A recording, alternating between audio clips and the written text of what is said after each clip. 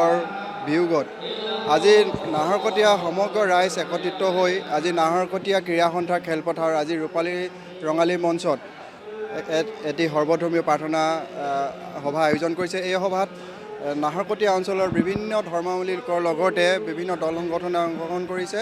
আজি জুবিন গাৰ্গদেৱৰ যি বিয়োগ হ'ল, আজি গোটেই অসমৰ লগতে আজি নাহৰকটীয়া অঞ্চলতো বিভিন্ন ধৰণৰ তেখেতৰ বিভিন্ন স্থানত শ্ৰদ্ধাঞ্জলি জ্ঞাপন কৰাৰ লগতে বিভিন্ন অনুষ্ঠানে শোকত হৈছে।